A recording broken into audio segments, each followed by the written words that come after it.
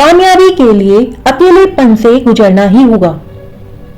बहुत पुराने समय की बात है। गुरुकुल के आचार्य समुद्र के किनारे अपना आश्रम बनाकर रहा करते थे। काफी दूर दूर से हजारों शिष्य ज्ञान प्राप्त करने के लिए गुरुकुल में आकर रहा करते थे, क्योंकि बहुत ही अनूठे तरीके से गुरु अपने शिष्यों को ज्ञान दिया करते थे। एक बार की बात है, गुरुजी के आश्रम में वहां के महाराज अपने राजकुमार को आश्रम में ज्ञान प्राप्त कराने के लिए, बस शिक्षा दिलाने के लिए लेकर आए।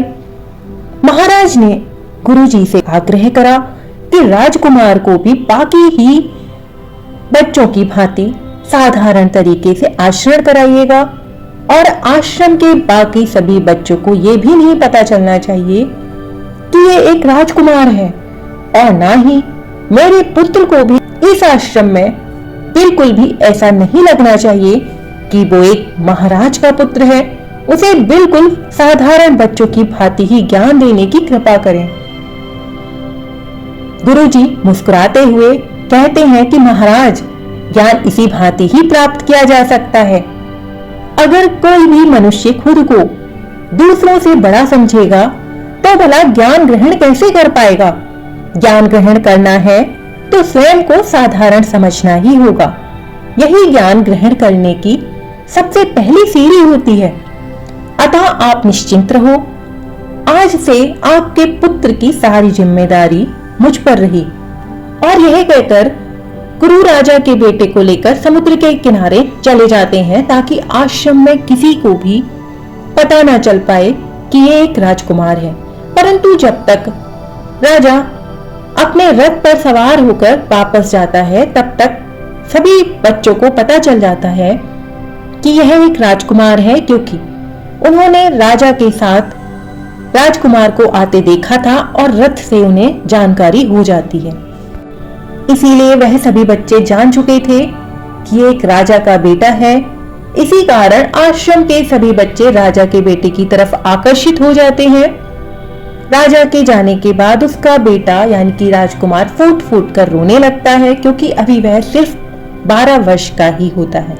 इसी कारण वह बच्चा यह नहीं समझ पा रहा था कि उसके पिता उसकी भलाई के लिए ही उसे आश्रम में अकेला छोड़कर गए हैं। उसे रोता हुआ देखकर गुरु ने कहा, बेटा, मैं तुम्हें चुप नहीं कराऊंगा। हो सकता है आज मैं तुम्हें चुप करा दूं, तुम्हारे आंसू पोंछ दूं, लेकिन कल फिर से तुम खुद को अकेला महसूस करोगे। याद रखना, जीवन में इंसान अकेला ही आता है और अकेला ही जाता है। जितनी जल्दी इंसान इस बात को समझ लेता है, उतनी ही जल्दी आत्मज्ञान के मार्ग पर चल देता है। जो इंसान खुद अकेला रहना सीख लेता है, वह ही खुद से प्यार करना सीख लेता है, और तब वह किसी के जाने का अफसोस नहीं करता, क्योंकि वो खुद से ही प्यार कर लेता है। धीरे धीरे तुम आश्रम के माहौल में ढल जाओगे, और हो सकता है कि कुछ दिन तुम्हें समस्या आ सकती है, लेकिन उसके बाद तुम्हें यही जगह महल के जैसे लगने लगेगी। संध्या हो चली थी, तब गुरु राजा के बेटे को वापस आश्रम में लेकर आते हैं।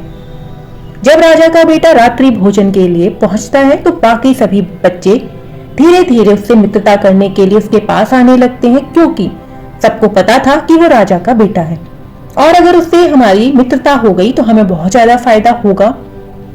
यही बात सोचकर कुछ बच्चों को छोड़कर बाकी सभी बच्चों ने उसे घेर लिया था। अकेले बचे बच्चे अकेलेपन के महत्व को समझते थे, जो दिखावे में विश्वास नहीं करते थे।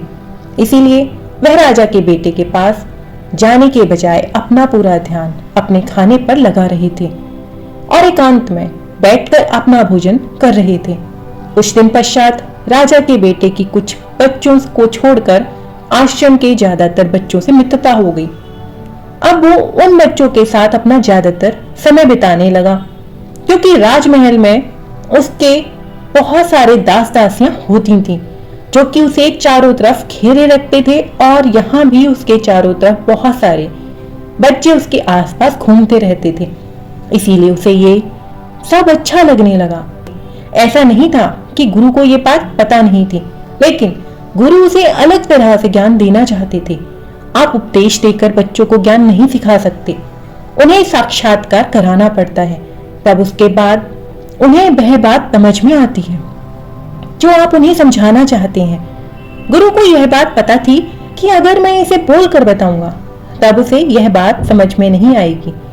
मुझे इसे दिखाना पड़ेगा, एहसास कराना पड़ेगा कि अकेले रहकर ही तुम अपनी शक्तियों को समझ सकते हो। ये सीख देने के लिए गुरु राजा के बेटे को एक दिन अपने साथ पहाड़ी की चोटी पर लेके गए।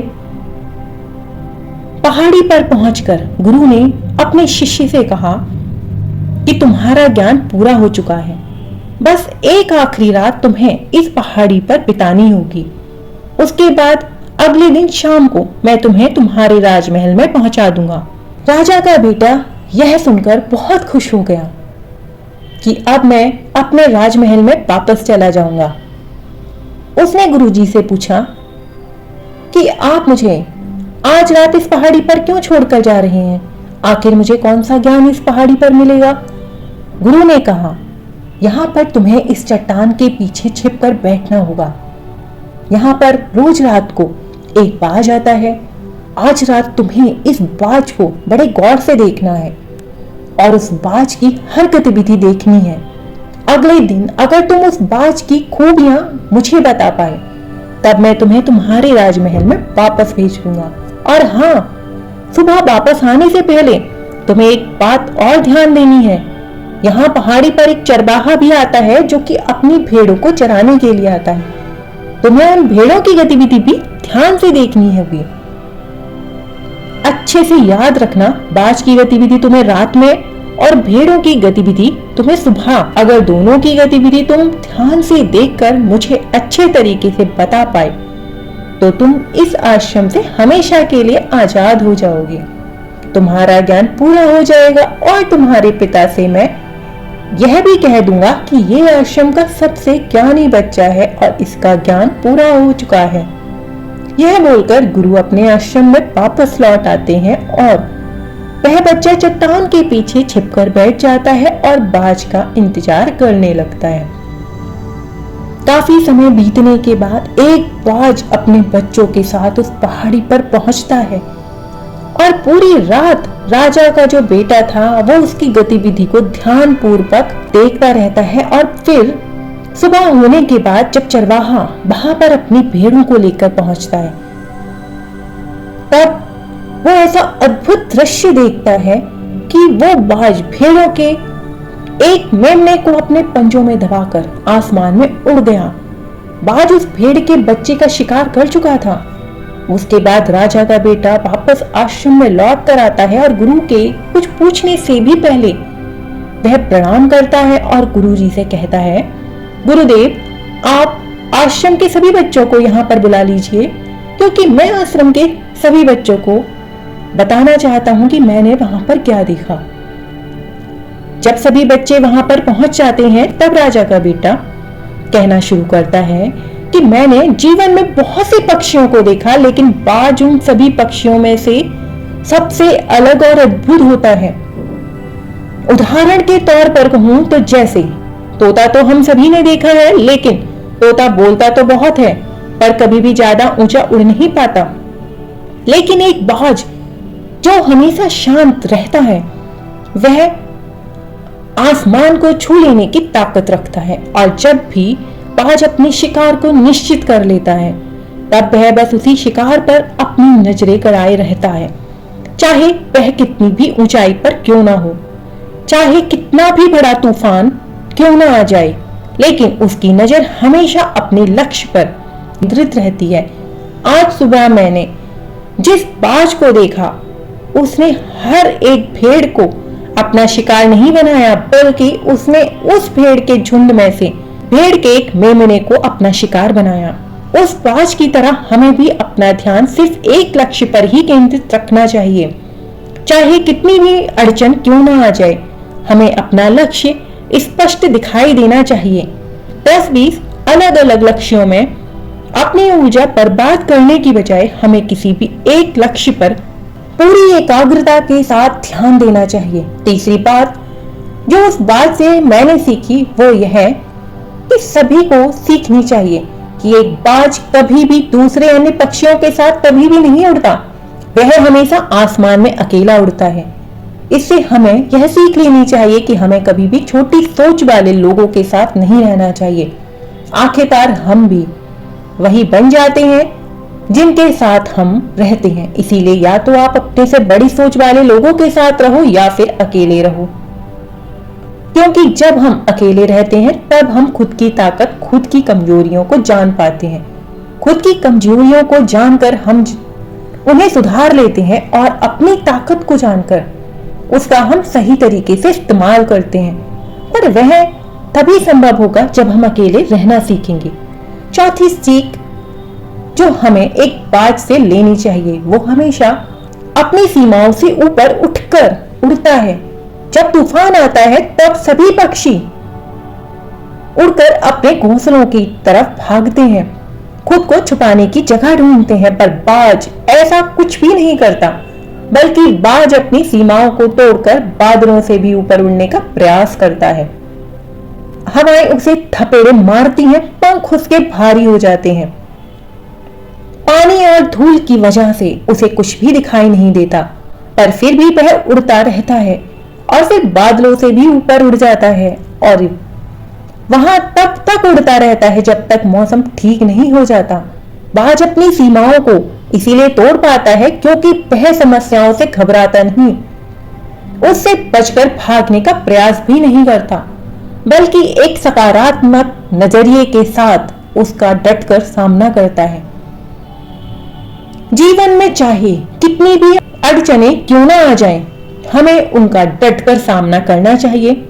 और पांचवी बात जो हमें एक बात से सीखनी चाहिए कि बाज कभी भी अपने घोंसलों में घास के कोमल तिनके नहीं रखता, बल्कि जो तिनके कोमल होते जाते हैं वो उन्हें निकाल कर फेंकता जाता है। ठीक ऐसे ही कितनी भी आरामदायक जिंदगी क्यों ना हो, उस आराम से ऊपर उठकर आलस्य को तोड़कर जीवन में मेहनत करते रहना चाहिए। जीवन में पसीना बहाते रहना चाहिए, शारीरिक मेहनत करनी चाहिए। अपने घोंसलों से कोमल तिनके आज ही उठाकर फेंक दो और आलस्य को तोड़कर निकल पड़ो।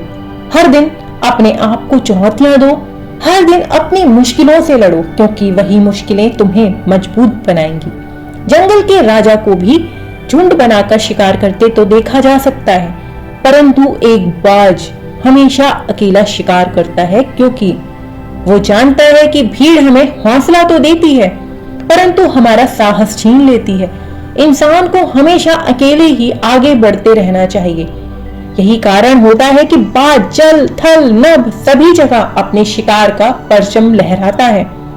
बाज की उम्र लगभग 70 वर्ष की होती है, लेकिन 40 साल में ही उसका शरीर बूढ़ा हो जाता है। नाखून उसके पैरों में धंसने लगते हैं और उसके पंख शरीर में चिपक जाते हैं, उसकी चोंच मुड़ जाती है, उसका शरीर भारी हो जाता है। ऐसी स्थिति में शिकार करना तो दूर की बात, उड़ पाना भी संभव नहीं होता है। अब उसके पास सिर्फ 2 विकल्प होते हैं, या तो वह अपनी इस स्थिति को ही स्वीकार कर ले और भूखा प्यासा ही मर जाए, या फिर किसी दूसरे जानवर का शिकार बन जाए। और दूसरे विकल्प में वह 6 महीने बहुत ही दर्दनाक प्रक्रिया से गुजरे और खुद को फिर से पहले जैसा मजबूत बना ले। लेकिन बाज तो बाज है, वो पहला नहीं दूसरा विकल्प ही चुनता है। इसके लिए वह खुद को बहुत ऊंचे पहाड़ पर ले जाता है और जिसके लिए वह अपनी चोंच से अपने पंख नोच नोच कर अलग कर देता है और फिर चट्टान पर अपने पैर मार मार कर अपने पंजे उखाड़ देता है और उसके बाद वह चट्टान पर अपनी मुड़ी हुई चोंच को पटक पटक कर तोड़ देता है। फिर इस लहूलुहान अवस्था में खुद को दूसरे जानवरों से छिपाए घूमता है। चट्टानों के पीछे 6 महीने तक वह इंतजार करता है नए पंख, नए चोंच और नए पंजों का फिर से आने का, और शुरू करता है वह अपनी नई जिंदगी और निकल पड़ता है अपने आसमान में, अपने शिकार पर। और अगले 30 वर्षों तक और वह अपनी नई जिंदगी को शान से जीता है, 30 सालों तक राज करता है। ठीक उसी तरह हमें भी और अगले 30 सालों तक राज करता है और ठीक उसी तरह हमें आने पर हमें भी अपनी पुरानी जिंदगी को छोड़ना पड़ता है और कुछ नया सीखना पड़ता है, समय के साथ बदलना पड़ता है, खुद को तैयार करना पड़ता है। उसके बाद राजा के बेटे ने भेड़ों की विशेषताएं बताते हुए कहा कि भेड़ हमेशा झुंड में चलती है, उन्हें झुंड में एक साथ चलने से हिम्मत मिलती है, लेकिन जैसे ही उन पर हमला होता है तब भेड़ तितर बितर हो जाती हैं। भेड़ों के झुंड में से एक भी भेड़ अपने साथी की मदद करने के लिए वापस नहीं आती है, वापस नहीं लौटती। इनसे हमें यह सीखना चाहिए कि हमारे साथ चाहे कितने भी लोग क्यों ना खड़े हों, पर किसी भी व्यक्ति पर यकीन नहीं करना चाहिए। अगर यकीन करना है तो सिर्फ एक इंसान पर, और वो है आप खुद, क्योंकि बुरा समय आने पर वह भी कब तितर बितर हो जाएगी आपको पता भी नहीं चलेगा। फिर राजा के बेटे ने अपने गुरुजी से कहा कि गुरुदेव, अगर मुझसे कोई सीख छूट गई हो, रह गई हो तो कृपा करके आप मुझे बताएं। तब फिर गुरुदेव वहां उपस्थित सभी बच्चों से कहते हैं कि इस बच्चे ने जो भी बातें बताई हैं वह सभी सही हैं, परंतु ये सारी विशेषताएं आप सभी में तभी पैदा होंगी जब आप सभी अकेले रहने का प्रयास करेंगे। आप सभी ने देखा होगा कि बाज कभी भी किसी दूसरे पक्षी के साथ नहीं रहता, ना ही किसी के साथ अपनी जोड़ी बनाता है। बाज आसमान में अकेला ही उड़ता है और आसमान छू लेने का सामर्थ्य रखता है, और अकेला रहने की वजह से ही बाज अपनी ताकत और कमजोरियों से वाकिफ होता है। फिर गुरुदेव कहते हैं कि आज रात मैं राजा के बेटे को इसके राजमहल में छोड़ने के लिए जा रहा हूं, क्योंकि इसकी सीख आज पूरी हो गई है। फिर गुरुजी राजा के बेटे को लेकर राजमहल की तरफ चले जाते हैं।